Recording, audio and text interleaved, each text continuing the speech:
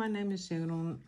I'm the owner and the creator of Provisional, which is a small knitting company in Iceland where I make pattern, dye wool and have knit kits for sale with pattern and wool who fits the patterns. Some of them are flowers, some of them are from the landscape, so you better look at my webpage. It is knit.is, knit.is. I found out that Provisional is not very easy name for foreigner to pronounce. So I got a new URL for my webpage. This is my newest project. This is a sweater, lady sweater called Móberg, which is very delicate and beautiful, and I have seen it in a lot of colors and it always looks fabulous, and it's kind of fun, or it is fun to knit, because I have knitted 4 of them now since September or October, so I must like knitting them. And I want, when you knit my patterns, I don't want you to throw away the items and swear at me because you don't understand some things I introduce in my patterns. So I decided to do some teaching videos for some of the items I make, just to clarify things and make it easier for you, because I very often look at videos to learn something, and it doesn't make any difference if it is in language or not. I just watch and learn. I don't listen so much. But I'm trying to make these videos both in English and Icelandic, so everybody can understand what I'm saying. We're not so many who talks Icelandic.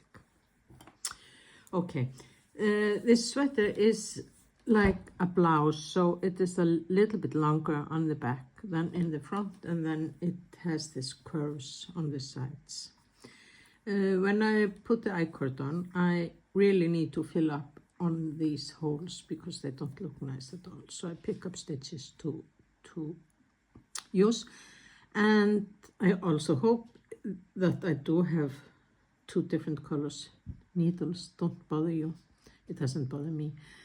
And then I'm also going to show you how I make a seamless I-cord, because I don't like to see where we put the things together, and I'm always trying to get to everything will look as seamless as possible.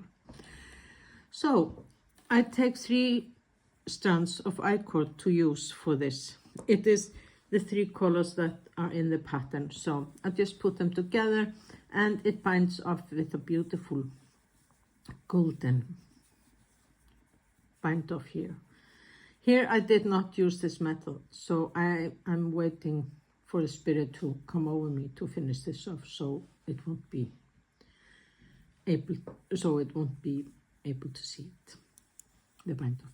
Okay, but to begin with, I use 2 needles. I make this loop like you do when you crochet, and put the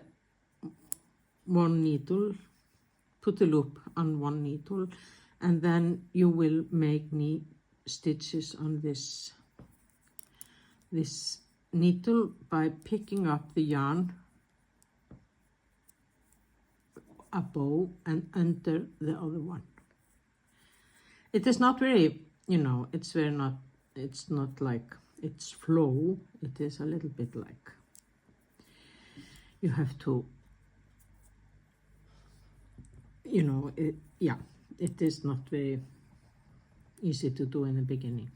So when I've finished with the 3 stitches, here's the 1 stitch I made, which we are not going to use, so we will just keep it aside. I have got 3 stitches on the bow and then 3 stitches on the lower one. Now I have these safety needles we use quite a bit in Iceland for underarm stitches when we are knitting lubapeysa. So I grabbed one of it. I tried to put it on a usual stitch mark, but it really did take too long time, so I tried to find something different to put it on. So this fits me very well. So to begin with, so we won't lose down the stitches, we are going to use when we are finished I will pick up the stitches here. And here I have got the 3 of them. Close up the safety pin like this and take this needle where the loop was on. And now we can start. Now we can just take this needle and have it like this, and then it is very small. I also have number 3 on the sweater when I finish it off, because I think 3.5 was too big. So, and now, because I have to start on the other end with the I-cord, like usually, I will pick up the stitches from here. 1, 2, 3. And then I will start on the I-cord. I will knit the first stitches.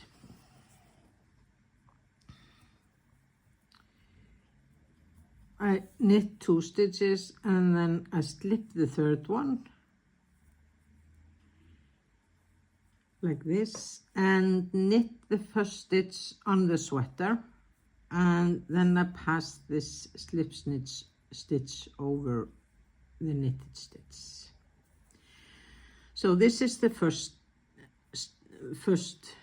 row we do, and now we have to pick up stitches because it is a gap between, and then I do it like usually when I make stitches. I just pick up between the stitches and turn around, and then it is ready for the next one. Now I move the stitches back on the left needle and start again. This is how I do all the round, and yes, it seems like endless, but it is not. Slip this one, knit the 2 together who we were making before, like this, and pass over. And have it a little tight. So now we need to make a stitch for this one, and now I will just knit like 1 stitch and put it on, just to fill up like I did before.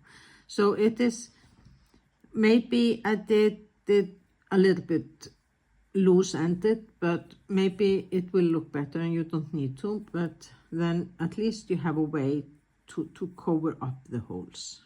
And then you take 2 stitches together and pass over. So now you see there's almost no gap here. It is just like usual knitting. And then I take up this one. I don't need to knit it this time, so I will just turn it around so it will be a little, it will not be loose. So here's how I do this. I use this method all around, and when I finish off on the other side, I just put the stitches on a stitching marker to keep them until I finish off all the I-cords. Most of the time I do all the I-cords at once. So this is how I bind off with I-cord, with seamless I-cord,